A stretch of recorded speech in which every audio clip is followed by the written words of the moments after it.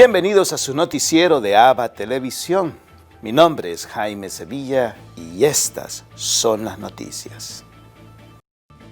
Comenzamos en Europa, donde el presidente Erdogan de Turquía invita al Papa Francisco a la inauguración de la nueva mezquita. Sí, así como lo escucha, insólito, pero cierto.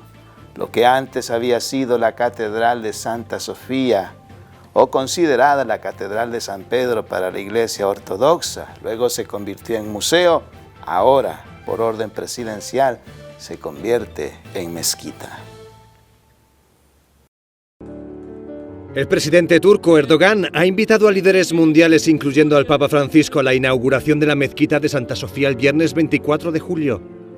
Se espera que entre 1.000 y 1.500 personas participen, incluyendo jefes de Estado como los de Azerbaiyán y Qatar.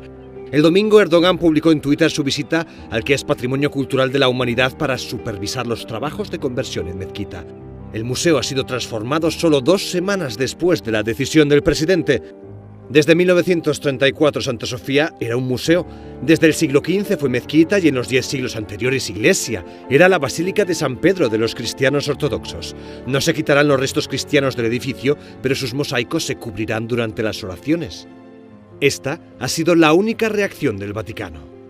Penso Santa Sofia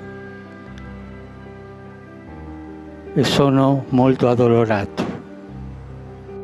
Pocos días después de pronunciar estas palabras, la presidenta de Grecia pidió al Papa que usase su influencia para sensibilizar a la comunidad internacional sobre la conversión de Santa Sofía en mezquita. Para ella, la decisión del presidente turco socava los cimientos de la tolerancia y profundiza la brecha entre culturas y religiones.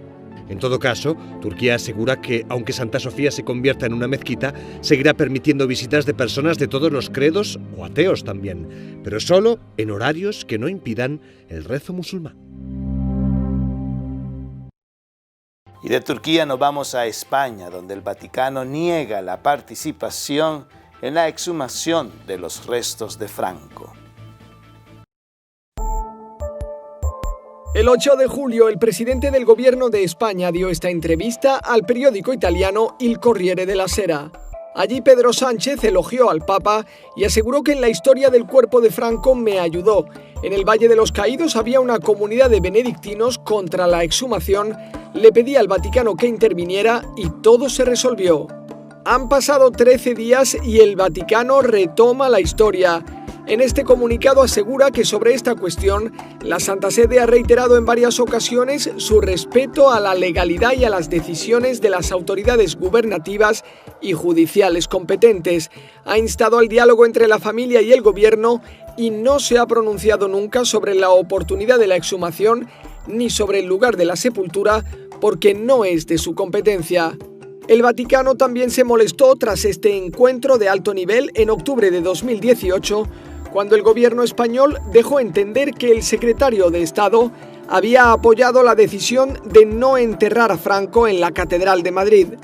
En septiembre de 2019, los restos de Franco fueron trasladados desde el Valle de los Caídos, que acoge tumbas de personas enfrentadas durante la Guerra Civil, hasta un cementerio cerca de Madrid. Y de Europa nos venimos a América, en Estados Unidos. Las escuelas católicas cierran debido a la pandemia y a la crisis de fe, según el siguiente reportaje. El número de alumnos de colegios privados en Estados Unidos lleva 20 años bajando por motivos económicos. La situación era difícil, pero ahora con el coronavirus, muchos colegios privados de Estados Unidos están cerrando. La Asociación Nacional de Educación Católica analiza la situación actual. Colaboran con profesores para que puedan enseñar a sus alumnos una perspectiva católica de la realidad. Muchas familias de ingresos medios ya no pueden pagar la matrícula, que cuesta unos $5.000 para estudiantes de primaria y más de $12.000 para los de secundaria. Quienes se van son familias que no ganan lo suficiente para pagar la matrícula, pero ganan demasiado para tener derecho a ayudas. Además, los colegios tienen dificultades y no pueden rebajar la matrícula. En Italia, el coronavirus ha provocado también el cierre de 66 escuelas privadas. El Instituto Highland de Roma dice que desde hace 10 años cada curso tiene más alumnos, pero que este año ya no es así. Nosotros, gracias a Dios, no cerraremos. Gracias a Dios tenemos una estructura consolidada que nos permitirá de abrir el año que viene, pero con gran sufrimiento, con gran sacrificio y sufriendo un impacto fuerte en el crecimiento del colegio, ¿no? El problema no es solo económico, tiene que ver también con la crisis de la fe de los matrimonios.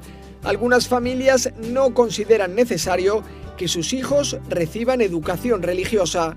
Es una situación de fe, efectivamente, porque hay menos vocaciones, habrá menos colegios católicos, hay menos familias católicas que después también vendrán a los colegios. Hay un problema pastoral porque menos del 25% de las familias que se definen católicas van regularmente a la iglesia. Si las familias no van a misa, no entenderán el valor de la educación católica y lo que ésta puede aportar a sus hijos.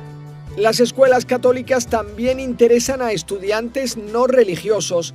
Dale McDonald dice que estos alumnos son casi el 25% del total.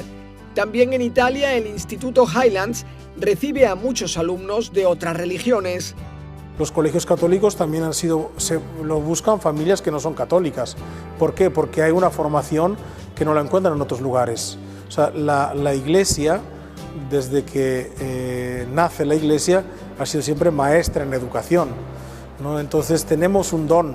En nuestras escuelas católicas los niños aprenden la autodisciplina, la generosidad, la inclusión y la cooperación con los demás. Aprenden a respetar las opiniones de los demás y a promover la tolerancia social y política. Las escuelas católicas acercan a sus alumnos a muchos ámbitos de la sociedad, también con programas de servicio social para ayudarles a concienciarse y a construir un mundo mejor, justo lo que el Papa Francisco presenta como una educación inspirada en la fe. Y ahora quiero invitarles a que compartan conmigo una reflexión del Evangelio del día. En el Evangelio de hoy, tomado del capítulo 20 de San Juan, tenemos nosotros la historia de la resurrección de Cristo, y a quien se manifiesta primero es justamente a María Magdalena. La Iglesia hoy celebra esta fiesta, la fiesta de esta discípula de Cristo. Recordemos de que muchos escritores, teólogos, se han dirigido a María Magdalena como esa mujer entregada al Señor. Una vez que le conoce, una vez que descubre quién es Él, se desborda en su entrega, en su amor y en su servicio hacia el Maestro. Por eso María Magdalena siempre es considerada como esa discípula amada de Jesús, esa discípula que recibe la gracia, primero, de que su rostro quede estampado en el lienzo en el camino del Gólgota.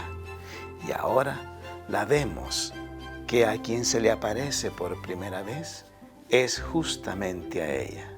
De esta forma, el Señor nos da a entender la importancia de la mujer dentro de la vida de fe, dentro de la Iglesia, dentro del discipulado de Cristo.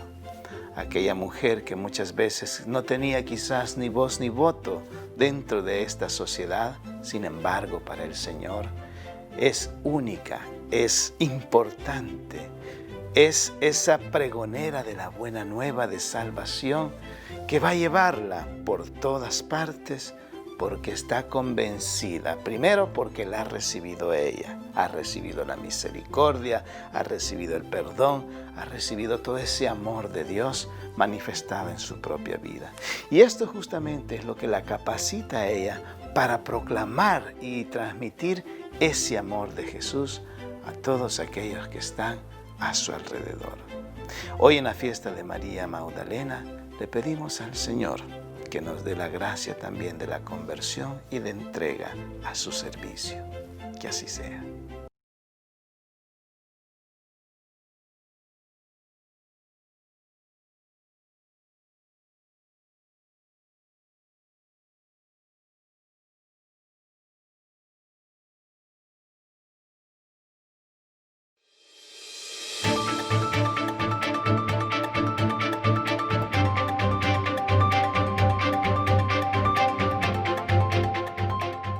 Nos vamos a Centroamérica, donde les presentamos las principales noticias acontecidas en el país de El Salvador, gracias a nuestros hermanos de UCA Audiovisuales. Por consecuencia de los efectos de la pandemia, la deserción escolar ha aumentado un 16% con respecto al año pasado. Así lo manifestó Javier Hernández, presidente de la Asociación de Colegios Privados de El Salvador. De igual forma, dijo que uno de los problemas que están enfrentando es la falta de pago de colegiaturas, aunque mantienen una comunicación constante con los padres para tener consideraciones según la condición económica. Fueron 75 los aspirantes a la presidencia, primera y segunda magistratura de la Corte de Cuentas de la República, quienes fueron entrevistados por los diputados de la Subcomisión Especial de la Asamblea Legislativa. Los funcionarios electos estarán en el cargo hasta el 2023. Fortalecer la independencia institucional, luchar contra la corrupción y la prevalencia de la ética son algunas de las propuestas presentadas. El ministro de Agricultura y Ganadería, Pablo Onlíquer, será citado por la Comisión de Hacienda de la Asamblea Legislativa por supuestas irregularidades en la reorientación de fondos de otras carteras del Estado hacia su institución y por la compra de maíz a México por un monto de 23 millones para utilizarlo en el programa de canastas básicas. Los diputados manifiestan que el grano fue comprado con un sobreprecio.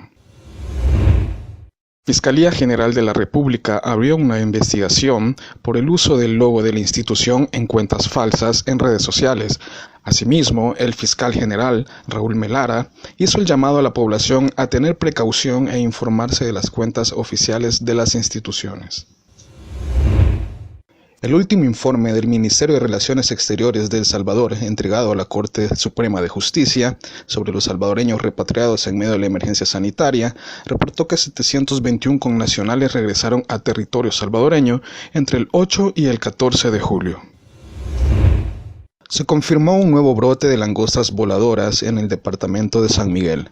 Según el ministro de Agricultura, Pablo Onlíquer, este tiene una mayor escala y una leve densidad de adultos, a lo largo de 20 manzanas de cultivo. El Colegio Médico presentó datos no oficiales recabados por sus investigaciones que arrojan una cifra de 80 fallecidos por el virus entre el personal de salud. Ante las declaraciones del ministro de Salud, Francisco Laví, de correr el peligro de caer en una campaña de miedo si se revelan las cifras de las muertes entre los trabajadores de salud, el presidente del colegio, Milton Brizuela, dijo no comprender el temor del funcionario. Y de El Salvador nos vamos a Nicaragua, donde el régimen de Daniel Ortega niega la entrada de sus mismos ciudadanos a ese país.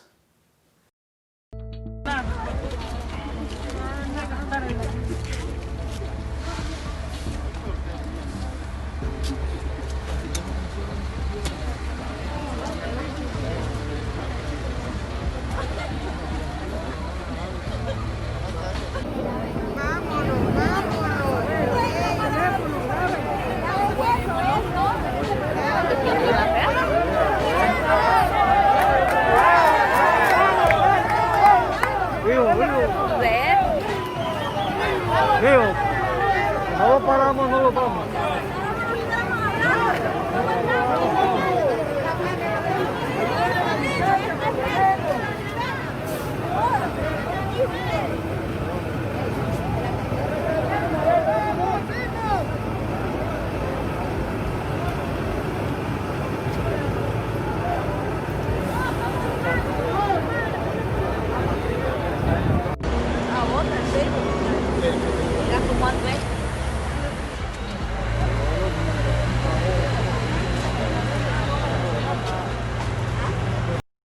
De Nicaragua nos vamos a Sudamérica, a Lima, donde nuestro amigo el padre Manuel Rodríguez Rodríguez, misionero claretiano, nos tiene preparado un buen reportaje de lo que acontece en ese país del Cono Sur.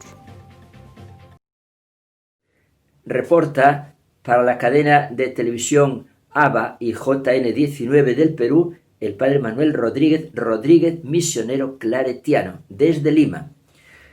En el plan político está ahora pues un debate bastante importante entre los ministros, también el Parlamento, para poder remediar tantos males que aquí existen.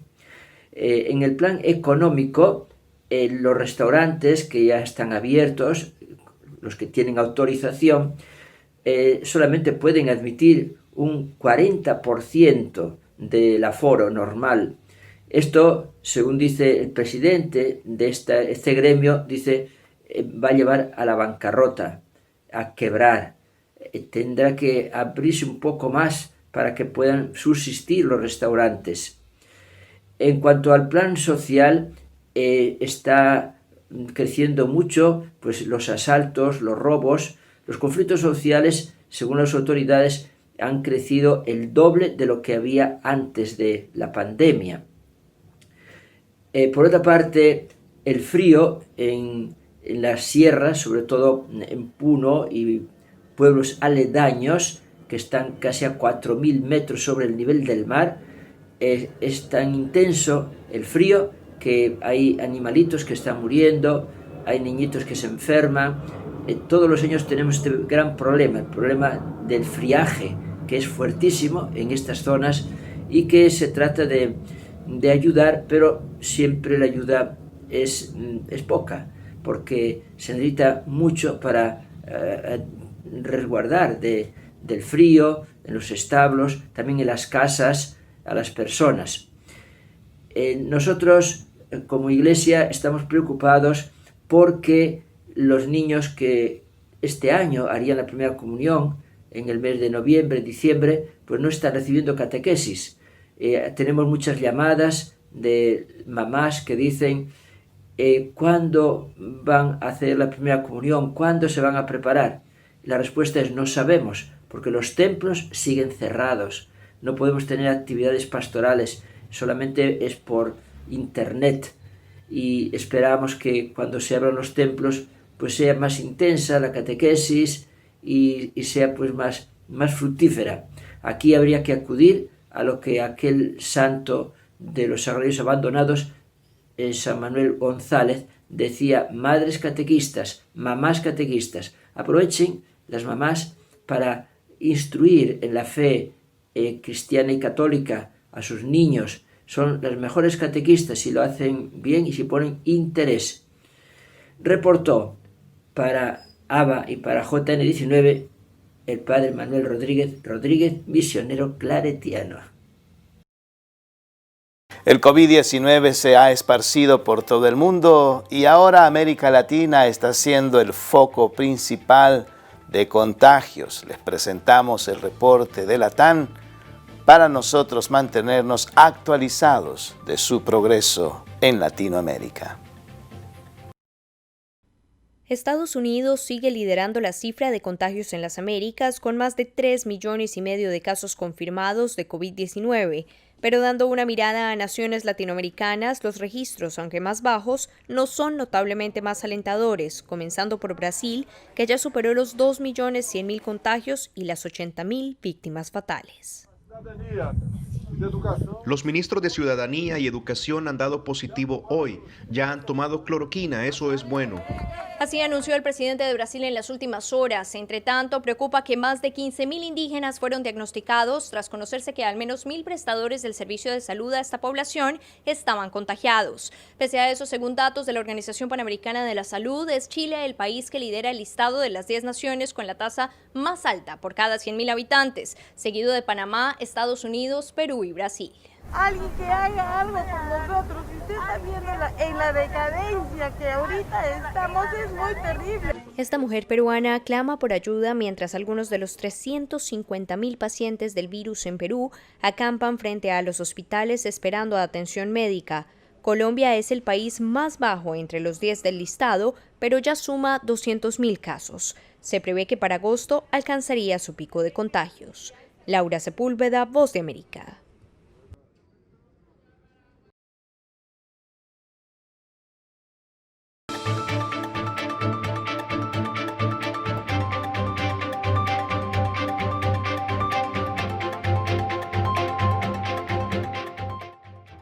En Costa Rica se venden químicos mágicos por internet para combatir el COVID-19. Y aunque hay algunos fármacos que prometen mucho, pero todavía están en etapa de experimentación. El Senado aprobó un proyecto de ley que autoriza de forma excepcional la elaboración, comercialización y el uso del dióxido de cloro para pacientes con COVID-19. El uso del dióxido de cloro como tratamiento contra el coronavirus es promovido y defendido por algunos sectores. La utilización del dióxido de cloro en el tratamiento del COVID-19. Moda, tendencia o alternativa. En el mundo se ofrece el dióxido de cloro como el líquido mágico para prevenir o atacar el coronavirus. ¿Será realmente tan efectivo este químico en la lucha contra el virus? Para las autoridades sanitarias, es más bien un fuerte riesgo. Para la farmacéutica y toxicóloga del Centro de Intoxicaciones, la preocupación es muy alta. La divulgación engañosa, falsa, sobre el uso o la administración, la ingesta de productos que pueden ser muy peligrosos, por el contrario, ¿verdad?, para tratar el COVID-19. Podemos hablar de más de un 30% de aumento de las consultas. La doctora del Centro Nacional de Información de Medicamentos advierte sobre las consecuencias tan duras de ingerir estos químicos. A nivel pulmonar puede causar también lesiones. Se ha visto que personas que están crónicamente expuestas al gas tienen defectos a nivel de erosión dental y también presentan bronquitis, por ejemplo. Y también estos preparados se están utilizando por la vía oral. Por la vía oral también se ha visto efectos negativos como náuseas, vómitos, diarreas profusas. El registro de una sustancia química es para usarla o como reactivo o usarla como para limpiar, como desinfectante, pero no es para consumir. Pero hay quienes insisten en que se debe invertir en una investigación sobre el tema. Si usted toma eso, en unos pocos minutos lo que le queda en el cuerpo es oxígeno y cloruro de sodio. Ustedes saben qué es cloruro de sodio, ¿no? Todo el mundo sabe. Sal común, la que le echamos al arroz cuando lo cocinamos. ¿En qué se basan? Yo lo que estoy pidiendo es que hagan pruebas. ¿Qué cuesta? Tenemos 6.000, 7.000 infectados. Que saquen una porción de esos y les den las dosis más bajas, más inocuas, para que vean el resultado. Yo lo que estoy pidiendo es que hagan las pruebas. Eso es lo que pido. El tema no se queda solamente en una tendencia internacional o en consultas al Centro de Intoxicaciones aquí en Costa Rica. En el país se están vendiendo paquetes que se consiguen desde los 25.000 colones. En el país se venden por la libre productos. Incluso encontramos en el marketplace de Facebook. Aló, buenas, Cristian. Sí. ¿Usted está vendiendo dióxido de cloro? Sí, es correcto. ¿Con eso de fijo no se me pega el coronavirus? No, para nada, mi amiga. Con eso no se le va a pegar nada, te lo aseguro. Te lo digo porque tengo un cliente que me compró ahora que vino de Honduras y él tomó allá el hijo y la esposa tenía bien. Y a los 3 días les hicieron la prueba nuevamente y ya salieron. Sí, no me molesta usar mascarilla. Me la puedo ya, después de tomar eso, la dejo de usar y listo. La mascarilla usted no debería estarla usando, no es que la mascarilla es malísima.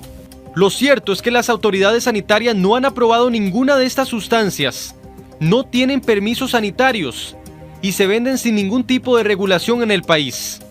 La advertencia se mantiene vigente. Y hoy en el Santoral de la Iglesia celebramos el día de Santa María Magdalena, esa mujer que desbordó todo su amor hacia nuestro Señor y la primera discípula en ver a Jesús resucitado.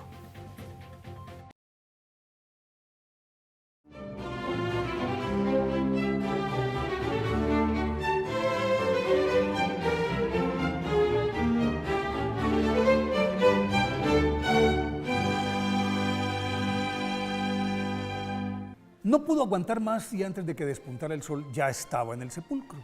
Al llegar a él, vio con desconsuelo que la piedra que lo sellaba había sido removida y sin pensarlo tornó sobre sus pasos. Y al verla llorosa y confundida, Simón Pedro le preguntó por el motivo de sus lágrimas y ella le dijo: se han llevado del sepulcro al Señor y no sabemos dónde lo han puesto.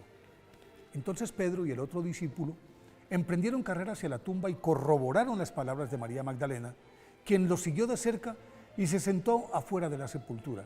Tomó aliento, se asomó y sobre la losa en la que depositaron a Jesús, distinguió en la penumbra a 2 ángeles vestidos de blanco que le dijeron: mujer, ¿por qué lloras?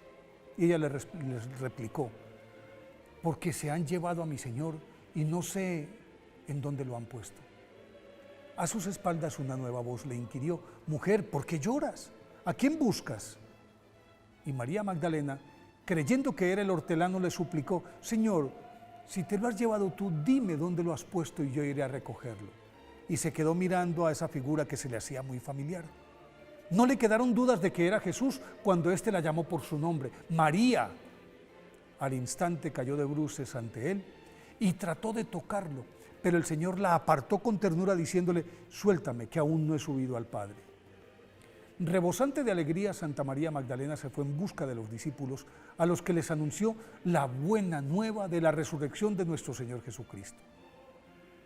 María Magdalena, o de Magdala, llamada así por el lugar de su procedencia, es una mujer que, según San Lucas, unge los pies del Señor, y en los demás evangelios sinópticos aparece como aquella de la que fueron expulsados 7 demonios, o la identifican también con María de Betania. Y ella, María Magdalena, se convierte en la sombra de Jesús y de sus discípulos durante el periplo de su vida pública. A la par, es el soporte de la Virgen María en el momento de la crucifixión, y con ella permanece estoica y valientemente mientras los apóstoles huyen por miedo a correr la misma suerte de su maestro. Está pendiente del apresurado traslado a la tumba que José de Arimatea presta para depositarlo a él mientras pasa el sábado, día del reposo, y por eso al amanecer del domingo llega delante de todos al sitio cargada de perfumes para embalsamarlo, y tiene el privilegio, ojo, el privilegio de ser la primera persona, en ello concuerdan los 4 evangelios, a quien Jesús se le aparece después de resucitar. Y por eso Santo Tomás de Aquino la llama la apóstol de los apóstoles. A partir de ahí su rastro se pierde en las Sagradas Escrituras. La tradición afirma que se mantuvo junto a los apóstoles durante algún tiempo, pero luego en compañía de la Virgen María y de San Juan emigró a Éfeso, en donde adelantó una fructífera labor evangélica y allí murió. De hecho, se dice que su tumba era muy venerada por las iglesias orientales y sus cenizas fueron trasladadas en el año 886 a Constantinopla. Otra vertiente sostiene que, huyendo de las primeras persecuciones, se embarcó hacia Francia con los hermanos Lázaro y Marta, y en Provenza pasó los últimos 30 años de su vida predicando, convirtió a toda esa región al cristianismo. Por supuesto, allí también se edificó una iglesia en su honor, y en ella, dicen los habitantes de la comarca, todavía reposan los restos de Santa María Magdalena. Lo cierto es que después de la Santísima Virgen, Santa María Magdalena es innegablemente la segunda figura femenina más representativa de la Iglesia Católica. Por eso hoy, 22 de julio, día de su festividad, pidámosle a Santa María Magdalena que nos conceda la valentía de ser leales, así como ella, a nuestro Señor Jesucristo, aun cuando nuestras vidas corran peligro.